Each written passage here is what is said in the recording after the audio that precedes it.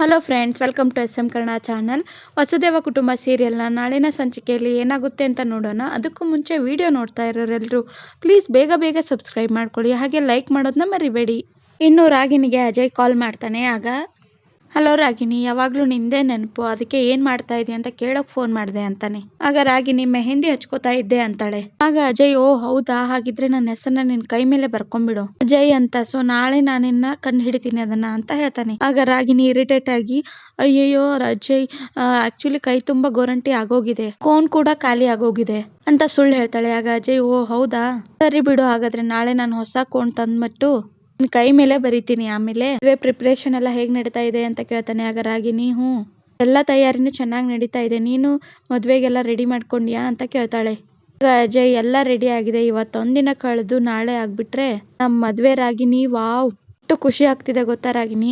Ragini weights Ajay, Ragini ನೀನು ಆಮೇಲೆ missus Ajay ಆಗ್ತೀಯಾ, ನಿನ್ನ ನಾನು ರಾಣಿ ತರ ನೋಡ್ಕೋತೀನಿ ಅಂತ ಹೆವಿ ಬಿಲ್ಡಪ್ ಕೊಡ್ತಾ ಇರ್ತಾನೆ. ಆಗ ರಾಗಿಣಿ, ಅಜಯ್, ನೀನೇನೋ ಚೆನ್ನಾಗಿ ನೋಡ್ಕೋತೀಯಾ, ಆದ್ರೆ ಈ ವಿಷಯ ನಿಂಗೆ ಗೊತ್ತೋ ಗೊತ್ತಿಲ್ವೋ ನಂಗೆ ಗೊತ್ತಿಲ್ಲ. ಆಕ್ಚುಲಿ ನಿತಿನ್ ನನ್ನ ತುಂಬಾ ಇಷ್ಟಪಡ್ತಾ ಇದ್ದ, ನನ್ನೇ ಮದ್ವೆ ಆಗ್ಬೇಕು ಅಂತ ಹಠ ಮಾಡ್ತಾ ಇದ್ದ, ಆದ್ರೆ ನಾನ್ ಮಾತ್ರ ಯಾವಾಗ್ಲೂ ಅವನ್ನ ದೂರ ಇಟ್ಟಿದ್ದೆ. ನಾಳೆ ನಮ್ ಮದ್ವೆ ಅಂತ ಗೊತ್ತಾಗಿ ದೇವಸ್ಥಾನದ ಹತ್ರ ಬಂದು ಗಲಾಟೆ ಮಾಡಿದ್ರೆ ಅಂತ ಭಯ ಆಗ್ತಾ ಇದೆ ಅಜಯ್ ಅಂತ ಹೇಳ್ತಾನೆ. ಆಗ ಅಜಯ್, ನಾನಿರ್ಬೇಕಾದ್ರೆ ಆ ನಿತಿನ್ಗೆ ಹೆದರ್ಕೊಳ್ಳೋ ಅವಶ್ಯಕತೆನೇ ಇಲ್ಲ ರಾಗಿಣಿ, ಯಾರೇ ಬಂದ್ರು ನಮ್ ಮದ್ವೆ ನಡೆಯುತ್ತೆ ಅಂತಾನೆ. ಆಗ ರಾಗಿಣಿ, ನಿಜ ಅಲ್ವಾ ಅಜಯ್, ಆದ್ರೂ ನಂಗೆ ಯಾಕೋ ಭಯ ಆಗ್ತಾ ಇದೆ ಒಂಥರ ಅಂತ ಹೇಳ್ತಾಳೆ. ಆಗ ಅಜಯ್, ನಾನು ಬಾಮೈದ ನಿಮ್ಮಪ್ಪ ಇರ್ಬೇಕಾದ್ರೆ ಯಾಕೆ ಭಯ ಪಡ್ಬೇಕು, ನಾಳೆ ಏನಾದ್ರೂ ನಿತಿನ್ ಅಲ್ಲಿಗೆ ಬಂದ್ರೆ ಅವ್ನ್ ಫಿನಿಶ್ ಮಾಡ್ಬಿಡ್ತೀನಿ, ಅವ್ನ ರಿಜೆಕ್ಟ್ ಮಾಡಿ ತುಂಬಾ ಒಳ್ಳೆ ಕೆಲಸ ಮಾಡಿದೆ, ಇಲ್ಲ ಅಂದಿದ್ರೆ ನಿನ್ನಂತ ಗೊಂಬೆ ನನಗ್ ಸಿಗ್ತಾ ಇದ್ಲಾ, ನನ್ನ ರಾಣಿ. ರಾಗಿಣಿ, ನೀ ನನ್ನ ರಾಣಿ, ನನಗ್ ಚಿಕ್ಕ ವಯಸ್ಸಿಂದ ಇರೋ ಆಸೆ ಇವಾಗ ನೆರವೇರ್ತಾ ಇದೆ, ಅಷ್ಟು ಈಸಿಯಾಗಿ ಯಾರಾದ್ರೂ ಬಂದು ಮದ್ವೆ ತಡಿತೀನಿ ಅಂದ್ರೆ ಬಿಟ್ಬಿಡೋಕಾಗುತ್ತಾ, ಖಂಡಿತ ಇಲ್ಲ ರಾಗಿಣಿ ಅಂತಾನೆ. ಆಗ ರಾಗಿಣಿ, ನೀನ್ ಇಷ್ಟ ಹೇಳ್ತಾ ಇದೀಯ ಅಂದ್ರೆ ನನ್ನ ಖಂಡಿತ ನಂಬ್ತೀನಿ ಅಜಯ್, ಮತ್ತೆ ಅಂತ ಕೇಳ್ತಾಳೆ. ಆಗ ಅಜಯ್, ಮತ್ತೆ ಏನಿಲ್ಲ, ನಾಳೆ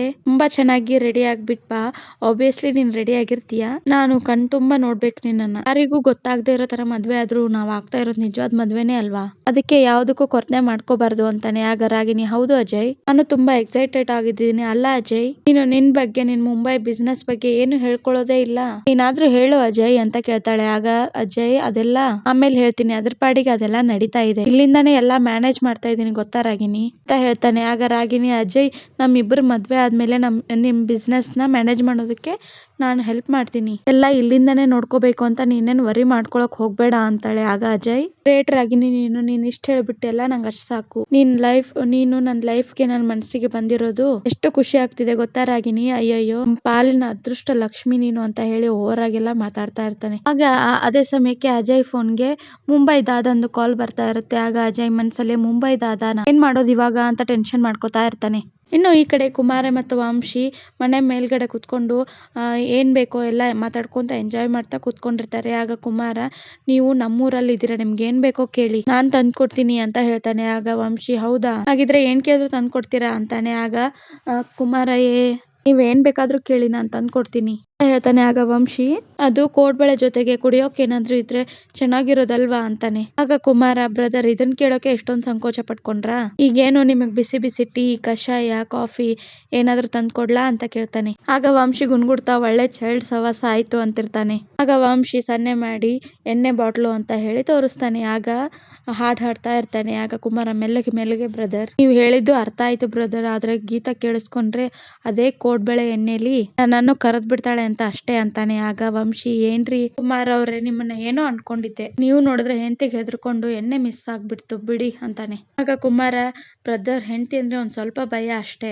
ತುಂಬಾ ಎಲ್ಲ ಏನಿಲ್ಲ, ಈಗೇನು ನಿಮ್ಗೆ ಎಣ್ಣೆ ಬೇಕಲ್ವಾ, ಕುಮಾರ ಒಂದ್ಸಲಿ ಮಾತ್ ಕೊಟ್ಟ ಅಂದ್ರೆ ತಪ್ಪೋದಿಲ್ಲ, ನಾನ್ ತರಿಸ್ತೀನಿ ಅಂತಾನೆ. ಆಗ ವಂಶಿ, ಕುಮಾರ್, ಈಗ ನನ್ಗೆ ನಾರ್ಮಲ್ ಎಣ್ಣೆ ಬೇಕಾಗಿಲ್ಲ, ಕಾಡಲ್ಲಿ ಸಿಗುತ್ತಲ್ವಾ ಆ ಮಟ್ಕ ಜೊತೆ ಅದ್ ಬೇಕು ಅಂತಾನೆ. ಆಗ ಕುಮಾರ, ಹೋದ್ಸಲ ಬಂದಾಗ ಸರಿಯಾಗಿ ರುಚಿ ಹಿಡ್ಕೊಂಡು ಹೋಗಿದ್ದೀರಾ ಅನ್ಸುತ್ತೆ, ಅದ್ರಲ್ಲೂ ನಮ್ಮೂರಲ್ಲಿ ಏನ್ ಚೆನ್ನಾಗಿ ಸಿಗುತ್ತೆ ಸಿಗಲ್ಲ ಅನ್ನೋದು ಚೆನ್ನಾಗಿ ರುಚಿ ಹಿಡ್ದಿದೆ ಅಂತಾನೆ. ಆಗ ವಂಶಿ, ಬೇಕು ಅಂತ ಕುಡ್ದಿದ್ದಲ್ಲ, ದಾರಿ ತಪ್ಪಿ ಕುಡ್ದಿದ್ದು, ಆದ್ರೂ ಏನೇ ಹೇಳಿ ಎಣ್ಣೆ ಮಾತ್ರ ಸಖತ್ತಾಗಿತ್ತು, ಅದ್ರ ಟೇಸ್ಟು ಮೈಂಡ್ ಅಲ್ಲಿ ಹಾಗೆ ಸ್ಟೋರ್ ಆಗಿದೆ ಅಂತ ಹೇಳ್ತಾನೆ. ಆಗ ಕುಮಾರ, ಬ್ರದರ್, ನೀವು ಕೇಳೋದು ಹೆಚ್ಚ, ನಾನ್ ತರ್ಸೋದು ಹೆಚ್ಚ ಅಂತ ಹೇಳ್ಬಿಟ್ಟು ಎಣ್ಣೆ ತರೋಕೆ ಹೋಗ್ತಾನೆ. ಸ್ವಲ್ಪ ಹೊತ್ತಾದ್ಮೇಲೆ ಕುಮಾರ ಕೆಳಗಡೆ ಇಳಿದ್ ಬಂದು ಮನೆ ಹತ್ರ ಅದನ್ನ ತಗೊಂಡ್ಬರ್ತಾನೆ, ಮಡಿಕೆಯಲ್ಲಿ ಎಣ್ಣೆನ.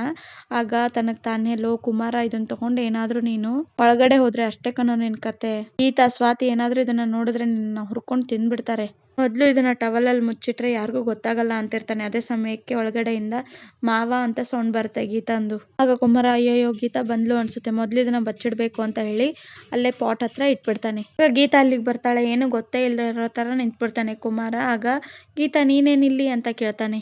ಆಗ ಗೀತಾ ನಾನು ಅದನ್ನೇ ಕೇಳಬೇಕು ಅನ್ಕೊಂಡಿದ್ದೆ, ನೀವೇನ್ ಮಾವ ಇಲ್ಲಿ ಅಂತ ಕೇಳ್ತಾಳೆ. ಆಗ ಕುಮಾರ ಅದು ಏನೋ ಶಬ್ದ ಆಯ್ತು ಗೀತಾ, ಅದಕ್ಕೆ ನೋಡೋಣ ಅಂತ ಬಂದೆ ಅಂತಾನೆ. ನೀನ್ ಯಾಕೆ ಬಂದೆ ಅಂತ ಕೇಳ್ತಾನೆ. ಆಗ ಗೀತಾ ಕರಿಬೇವು ಬೇಕಾಗಿತ್ತು, ಅದಕ್ಕೆ ತಗೊಂಡೋಗೋಣ ಅಂತ ಬಂದಿದ್ದೆ ಅಂತಾಳೆ. ಆಗ ಕುಮಾರ ಅಯ್ಯೋ ಇಷ್ಟಕ್ಕೆಲ್ಲ ನೀನ್ ಯಾಕೆ ಬರಕ್ ಹೋದೆ ಗೀತಾ, ನಂಗೆ ಹೇಳಿದ್ರೆ ನಾನೇ ತರ್ತಿದ್ನಲ್ವಾ ಅಂತ ಹೇಳ್ತಾನೆ. ಆಗ ಗೀತಾ ಅಯ್ಯೋ ಮಾವ ನಮ್ಮನೇಲಿ ನನಗೆ ಯಾವ ಭಯ ಹೇಳಿ ಅಂತ ಹೇಳಿ ಗೀತಾ ಅವನ ಕಡೆ ತಿರುಗಿ ನೋಡ್ತಾಳೆ. ಆಗ ಕುಮಾರ ಭಯ ಪಡ್ತಾ ಇರ್ತಾನೆ, ಎಲ್ಲಿ ಮಡಿಕೆ ನೋಡ್ಬಿಟ್ಲೋ ಏನೋ ಅಂತ. ಕುಮಾರ ಹಾಗೋ ಹೀಗೋ ಗೀತಾ ಸ್ವಾತಿ ಕಣ್ ತಪ್ಪಿಸಿ ಮಡಿಕೆಯಲ್ಲಿ ಎಣ್ಣೆನ ಒಯ್ತಾನೆ ವಂಶಿ ಹತ್ರ ಕುಮಾರ. ಆಗ ವಂಶಿ ಕುಡಿತಾ ಏನೋ ಜೋಶಲ್ಲಿ ಎಣ್ಣೆ ಕುಡಿಯೋಕ್ ಸ್ಟಾರ್ಟ್ ಮಾಡ್ಬಿಟ್ವಿ, ನಾವು ಕುಡ್ದು ಟೈಟ್ ಆದ್ರೆ ಹೇಗಿರುತ್ತೆ ಬ್ರದರ್ ಅಂತಾನೆ ವಂಶಿ. ಆಗ ಇಬ್ರು ಚೆನ್ನಾಗಿ ಕುಡ್ದು ತೂರಾಡೋರ್ ತರ ಹಾಡಾಡ್ಕೊಂಡು ಡ್ಯಾನ್ಸ್ ಮಾಡ್ತಾ ಇರ್ತಾರೆ. ಅದೆಲ್ಲ ಆದ್ಮೇಲೆ ವಂಶಿಗೆ ಕುಮಾರ ಅವ್ರ ಮದ್ವೆ ಪ್ರೀತಿ ಬಗ್ಗೆ ಕೇಳಿದಾಗ ಹೇಳ್ತಾ ಇರ್ತಾನೆ ವಂಶಿ, ಐ ಥಿಂಕ್ ನಾನು ಸ್ವಾತಿನ ಲವ್ ಮಾಡ್ತಾ ಇದ್ದೀನಿ, ನಾನು ಸ್ವಾತಿನ ಸಿಕ್ಕಾಪಟ್ಟೆ ಪ್ರೀತಿ ಮಾಡ್ತಾ ಇದ್ದೀನಿ ಬ್ರೋ ಅಂತ ಹೇಳ್ತಿರ್ತಾನೆ. ಅದೇ ಸಮಯಕ್ಕೆ ಸ್ವಾತಿ ಕೂಡ ಅವನ ಎದುರಿಗೆ ಬಂದ್ಬಿಡ್ತಾಳೆ.